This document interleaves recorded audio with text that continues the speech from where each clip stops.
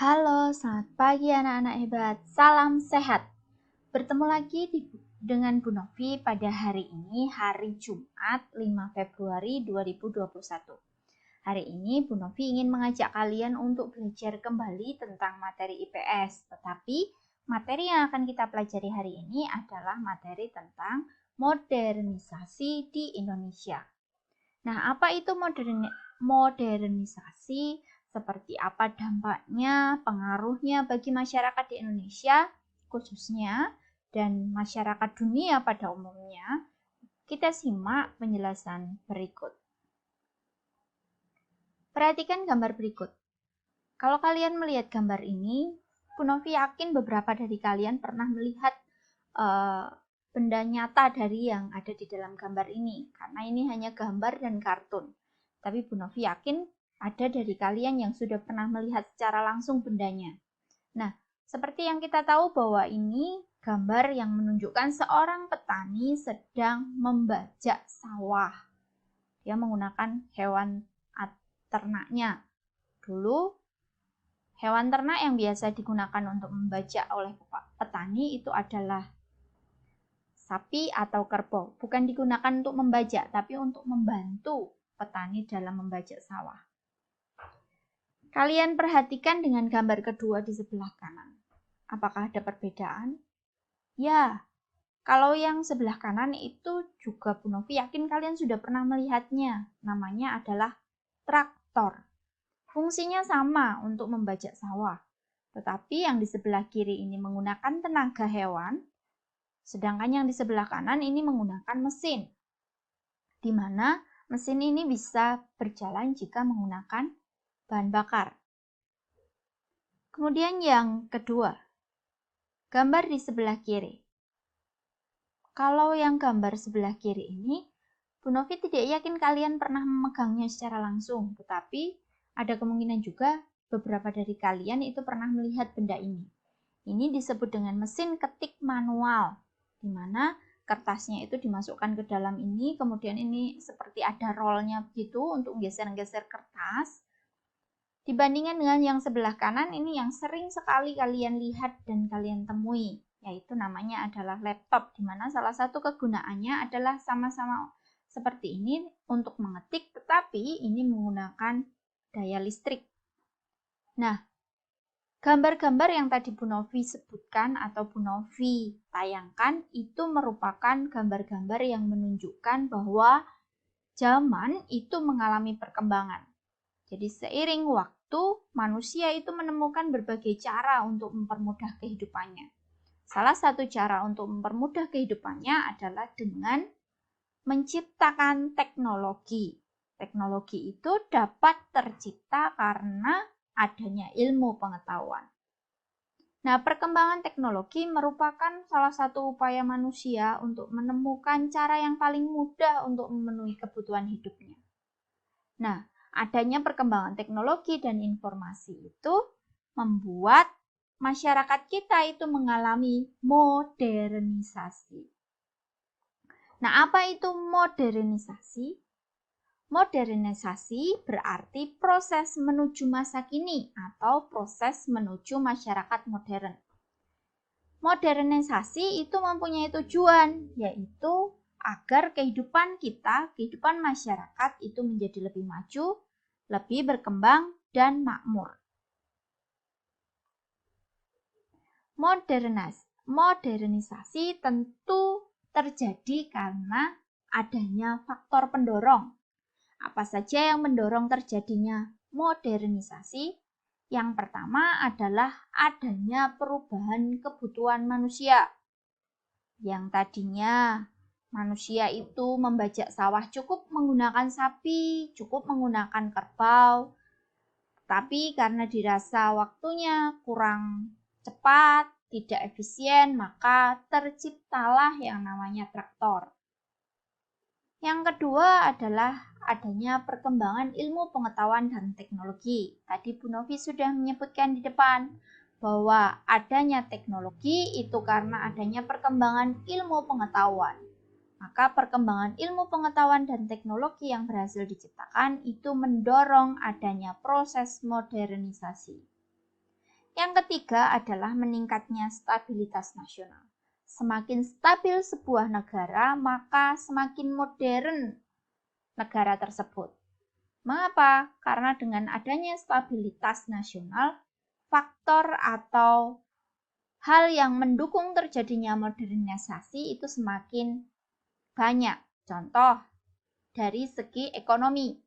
Jika sebuah negara itu semakin stabil, maka biaya atau anggaran dana untuk menuju ke modernisasi itu lebih banyak dan lebih mampu untuk dilakukan. Ciri-ciri masyarakat modern. Yang pertama adalah terbuka terhadap perubahan.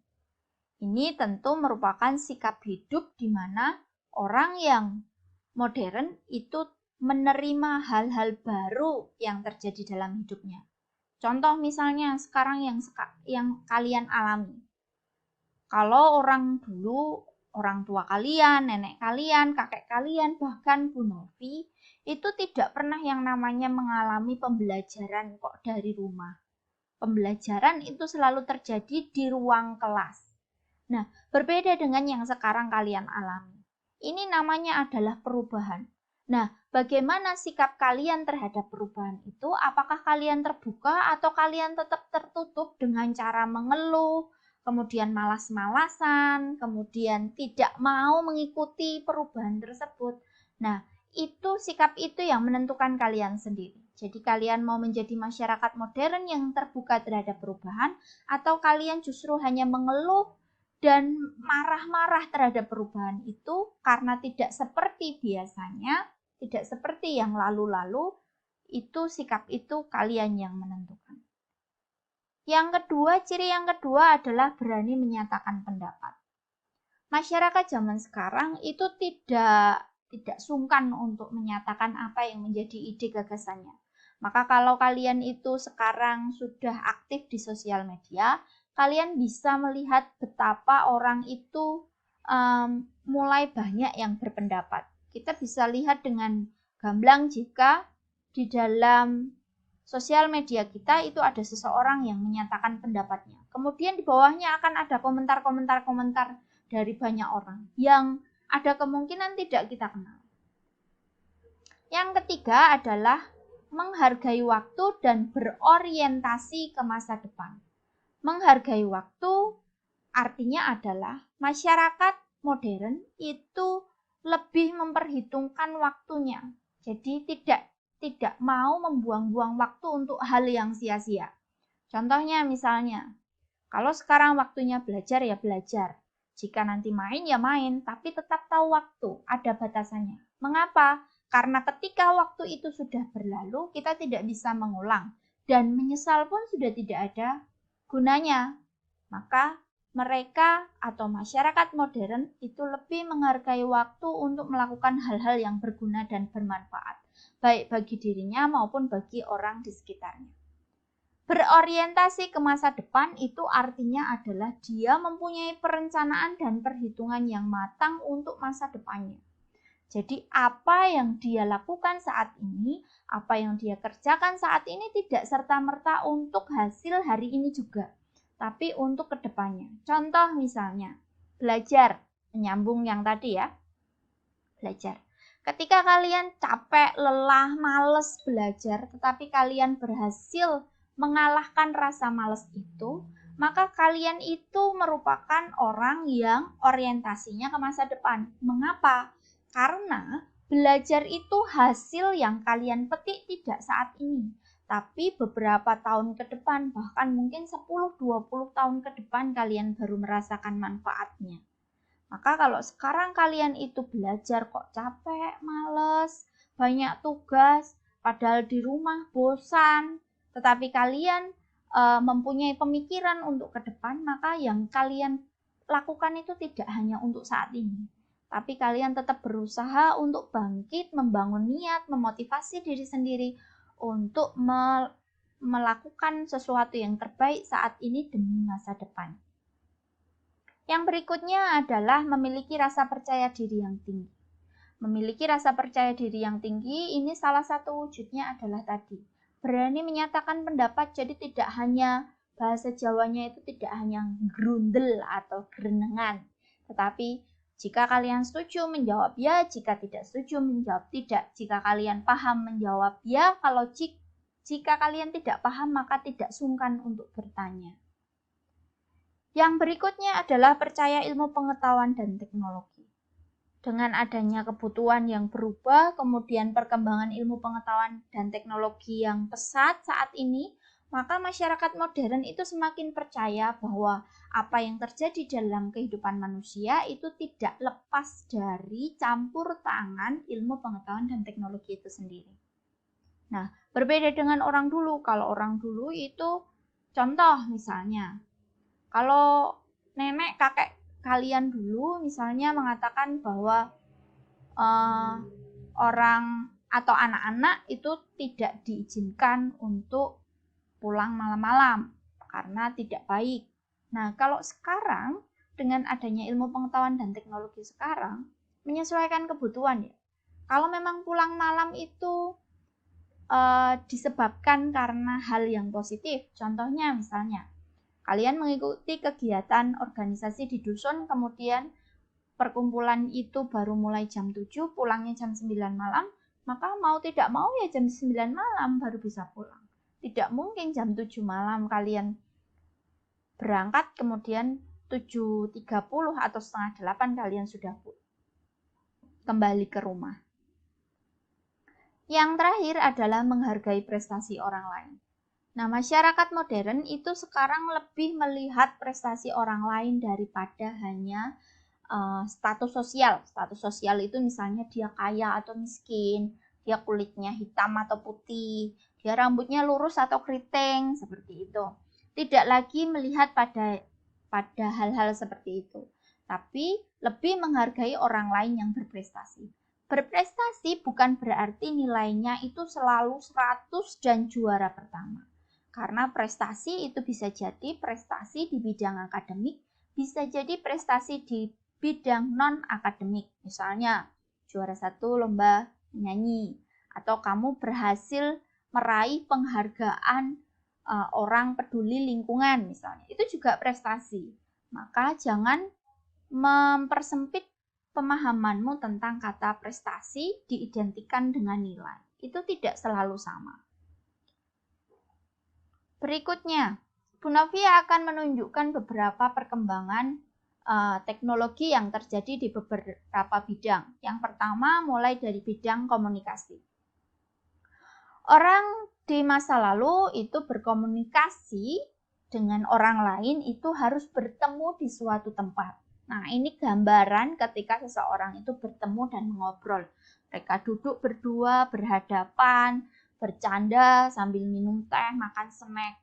Nah, saat ini kita ketika menginginkan berbicara dengan orang itu tidak perlu langsung ketemu di suatu tempat. Kita bisa menggunakan alat-alat atau teknologi yang ada saat ini. Yang saat ini paling banyak digunakan adalah smartphone. Nah, ini kita lihat bahwa dia hanya sendiri tetapi dia bisa tertawa bahagia karena kemungkinan di sini dia sedang berkomunikasi dengan temannya atau saudaranya atau keluarganya yang lain. Berikutnya, orang pada zaman dulu itu memberitahukan informasi atau mengumpulkan massa itu dengan menggunakan kentongan. Berikutnya, komunikasi itu menggunakan surat, terutama ditujukan bagi orang yang rumahnya cukup jauh dengan kita. Berikutnya berkembang menjadi telepon kabel yang bentuknya masih besar dan kaku seperti ini. Nah, dirasa ini masih repot karena harus menggunakan kabel, tidak bisa dibawa kemana-mana. Akhirnya terciptalah surat elektronik, di mana dengan surat elektronik itu kita bisa menghubungi siapapun, dimanapun, kapanpun, dan dalam jangka waktu yang singkat. Terakhir itu terciptalah smartphone dengan berbagai fasilitasnya. Kita bisa berkomunikasi dengan orang lebih cepat, lebih mudah, dalam waktu yang relatif cepat. Kita lanjut ke berikutnya.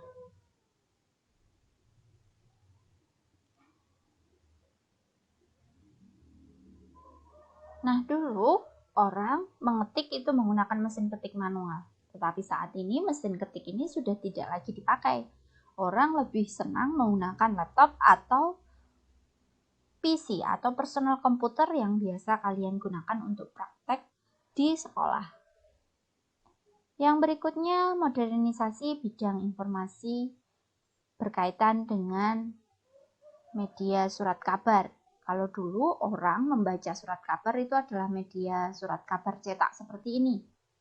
Tapi sekarang orang membaca kabar berita itu tidak lagi, atau kebanyakan sudah tidak lagi menggunakan surat kabar cetak seperti ini, tapi menggunakan smartphone mereka atau laptop mereka yang terhubung internet.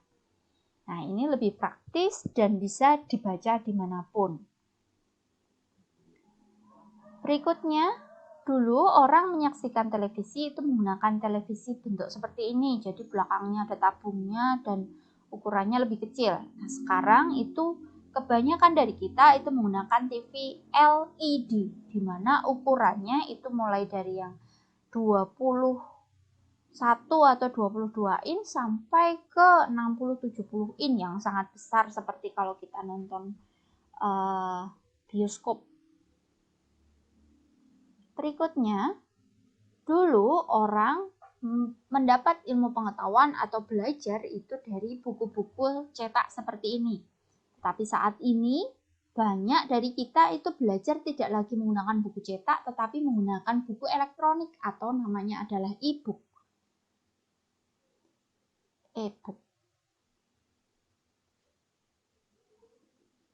Berikutnya, modernisasi bidang transportasi.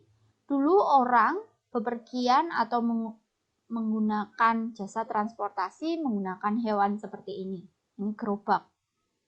Kemudian ada delman, di mana kalau di sini itu yang digunakan adalah tenaga sapi, kalau di sini yang digunakan adalah tenaga kuda.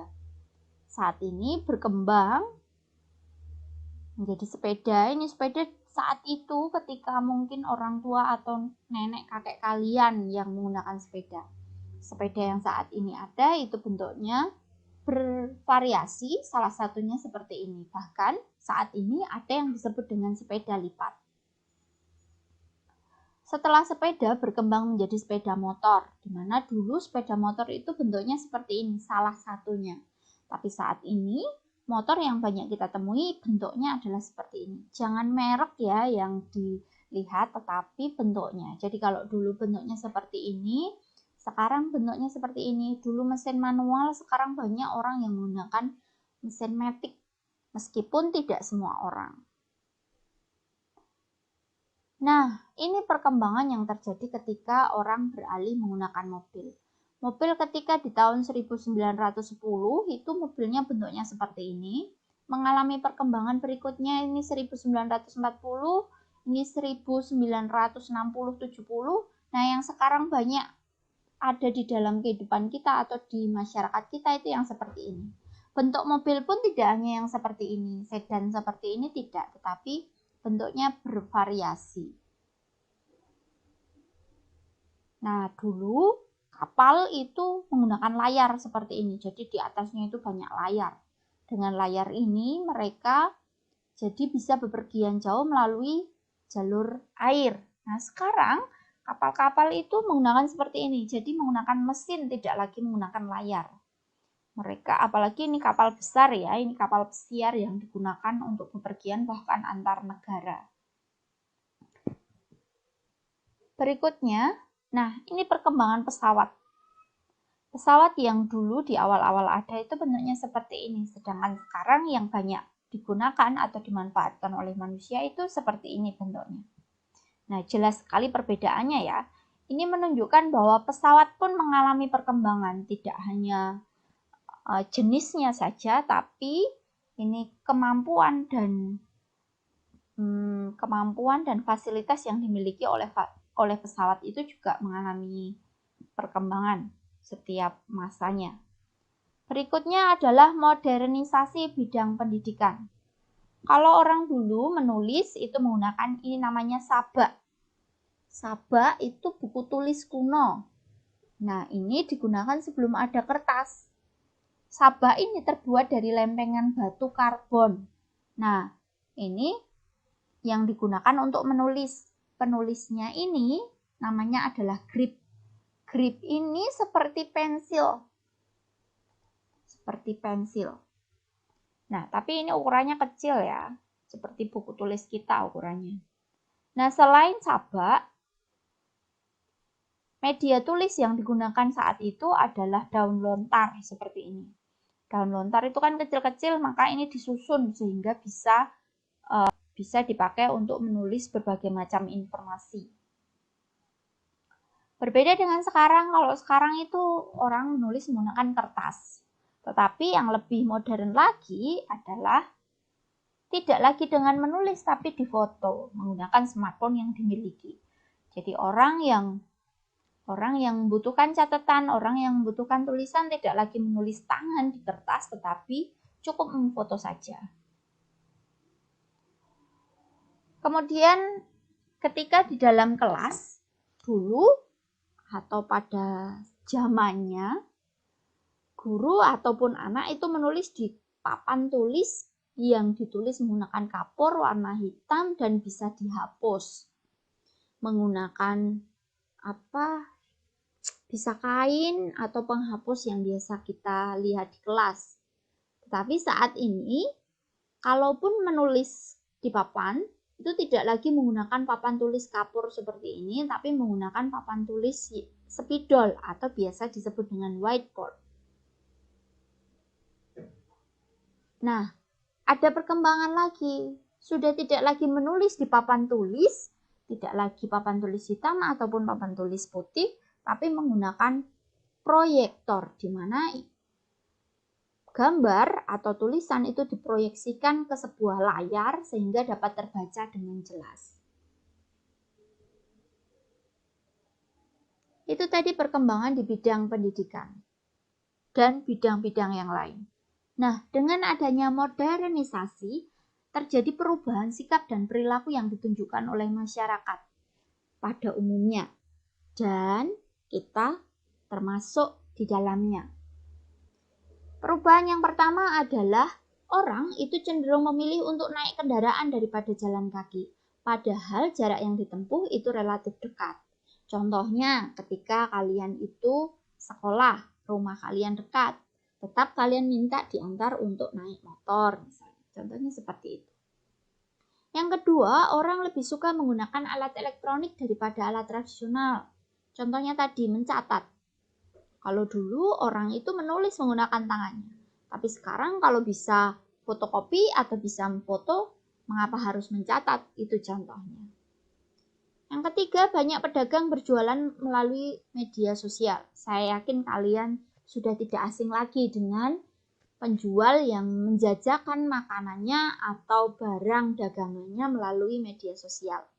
Sehingga kita pun sebagai pembeli banyak memanfaatkan jasa jual beli online. Maka saat ini itu online shop itu banyak sekali jenis dan macamnya. Bahkan kita bisa membeli dari bahan yang basah, cepat basi, saat itu bisa dimakan, ataupun bahan-bahan mentah, ataupun barang elektronik dan yang lainnya. Yang berikutnya, masyarakat itu akan lebih suka bekerja di kantor. Jadi kalau kalian itu mempunyai cita-cita, kebanyakan cita-cita itu dokter, polisi yang notabene kerjanya di kantor. Jarang ada anak yang mempunyai cita-cita sebagai peternak ayam yang sukses misalnya. Atau petani salak yang sukses misalnya. Yang berikutnya adalah banyak masyarakat yang menyekolahkan anaknya sampai perguruan tinggi. Bahkan untuk saat ini tidak hanya sarjana satu saja atau sarjana pertama, anaknya itu disekolahkan bahkan sampai S2 ataupun S3, di mana gelarnya itu doktor. Nah, itu tadi perubahan sikap dan perilaku yang ada. Yang lainnya adalah masyarakat itu lebih banyak memanfaatkan media elektronik sebagai sumber belajar. Contohnya tadi buku ya. Buku itu dulu buku cetak, sekarang e-book. Kemudian bila ada masalah, masyarakat modern itu lebih suka bermusyawarah daripada hanya grundel, greneng, dan ngomong yang lain di belakang tanpa diketahui orang yang sedang dibicarakan atau hal yang dibicarakan. Efeknya adalah orang itu lebih berani mengemukakan pendapat. Nah, karena suka bermusyawarah, maka muncul organisasi-organisasi kemasyarakatan di sekitar kita. Ada organisasi pemuda, ada organisasi orang tua, RT, dan seterusnya. Nah, dampak yang ditimbulkan oleh modernisasi itu ada yang positif, ada yang negatif. Kita pelajari terlebih dahulu dampak positifnya. Yang pertama adalah komunikasi jarak jauh itu menjadi lebih mudah dan efisien. Kita tidak mengeluarkan biaya yang besar, tidak membutuhkan waktu yang lama, tapi kita bisa berkomunikasi dengan sama baiknya ketika kita bertemu langsung. Yang kedua adalah pola pikir menjadi logis dan mengedepankan prestasi. Karena tadi ciri orang modern itu adalah menghargai prestasi orang lain, maka saat ini orang itu berlomba-lomba untuk berprestasi. Maka tidak jarang kalian melihat banyak lomba yang diadakan atau banyak kompetisi yang diadakan untuk melihat prestasi seseorang. Manusia menjadi semakin kreatif dan inovatif, ini kaitannya dengan persaingan. Jadi semakin maju sebuah negara, semakin maju suatu masyarakat, maka semakin kreatif dan inovatif manusia yang ada di dalamnya. Nah, ini penting juga buat kalian. Kalian itu adalah generasi bangsa. Asah kreativitas dan inovatif kalian agar kalian mampu bersaing dengan siapapun yang ada di luar sana. Kemudian banyak industri yang bermunculan. Ini karena teknologi yang mendukung dan kebutuhan manusia yang tidak pernah habis. Yang berikutnya, informasi dapat diperoleh dengan mudah, cepat, dan akurat. Akurat itu artinya benar adanya, tidak dibuat-buat.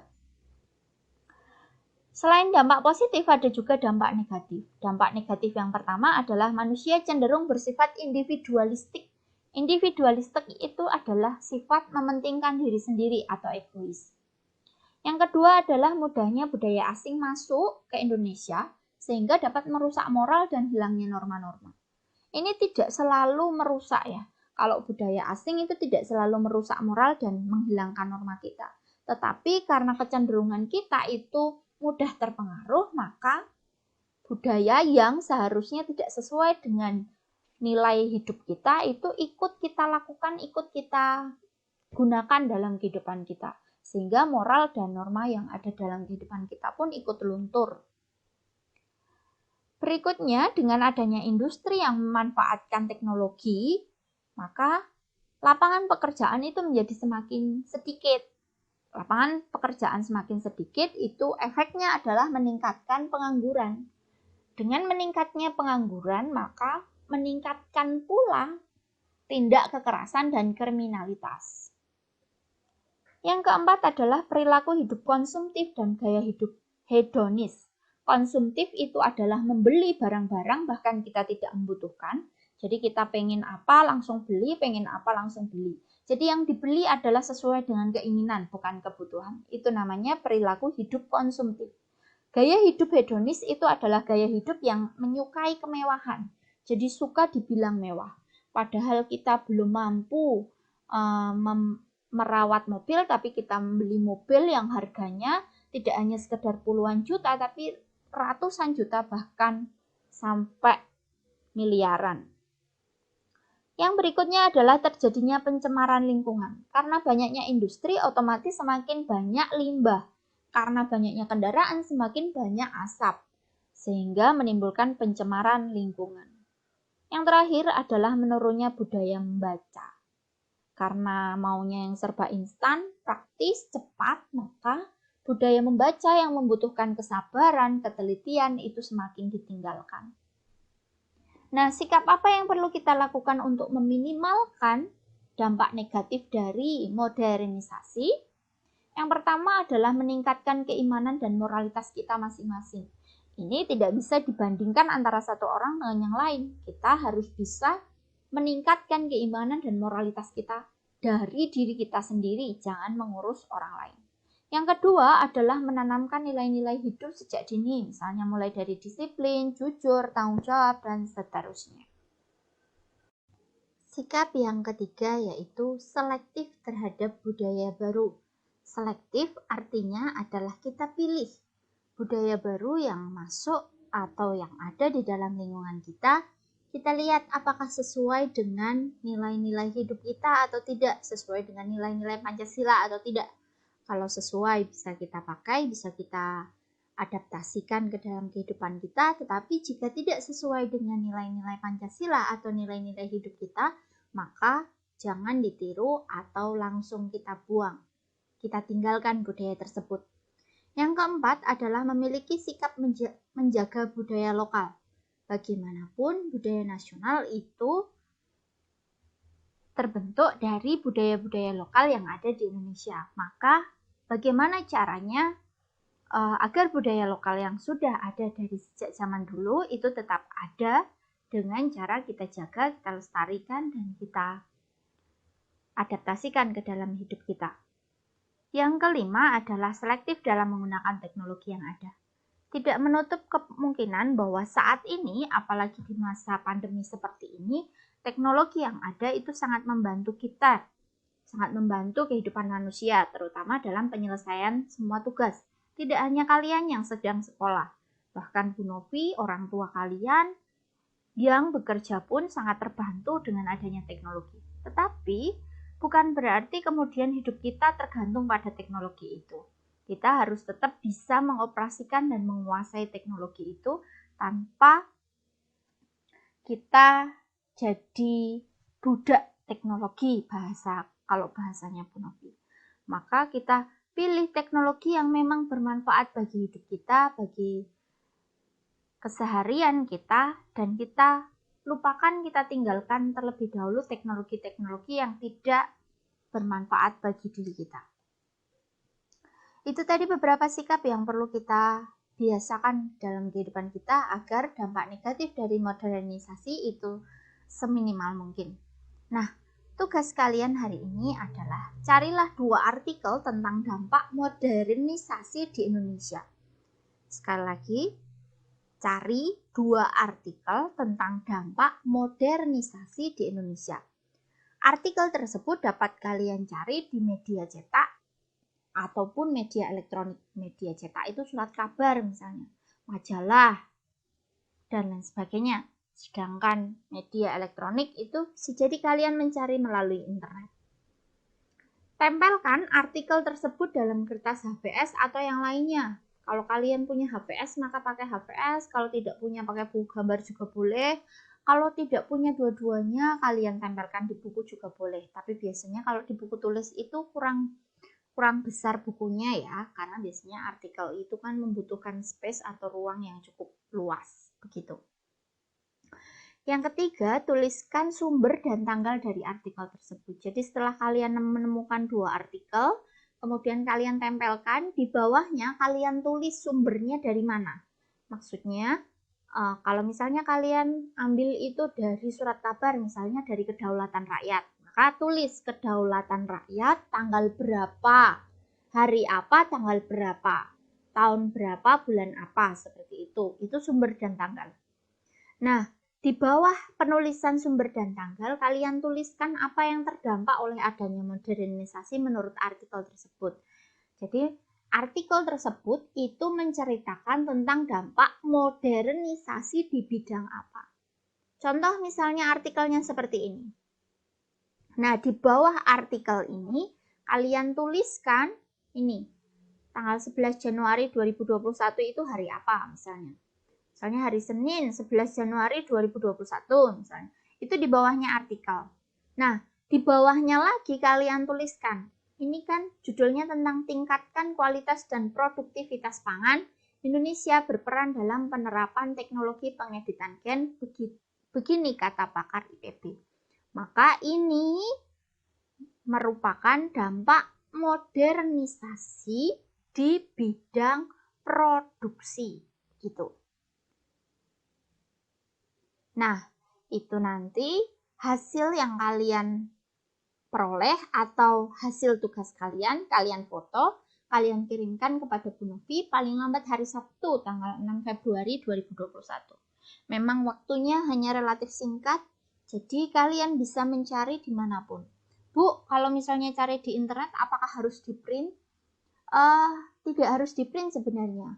Kalian bisa dengan cara Kalau kalian mencari di internet seperti yang Bu Novi lakukan ini, kalian foto artikel itu, kemudian di bawah foto itu kalian edit, kalian beri tanggal. Atau kalau sudah ada tanggalnya seperti ini, maka tidak perlu lagi diberi tanggal. Nah, tinggal nanti ketika mengirimkan kepada Bu Novi harus kalian sertakan informasi artikel itu menceritakan tentang dampak modernisasi di bidang apa begitu. Sekali lagi, artikel kalau kalian cari di internet tidak harus di print. Bisa kalian foto, kemudian fotonya itu nanti kalian edit begitu. Edit kemudian kalian tulisi sesuai dengan yang Bu Novi minta. Nah, demikian penjelasan dan tugas hari ini untuk kalian anak-anak. Selamat belajar, selamat mengerjakan, tetap jaga kesehatan dan patuhi protokol kesehatan. Makan yang cukup, istirahat yang cukup, jangan lupa untuk melakukan hal yang baik buat kalian.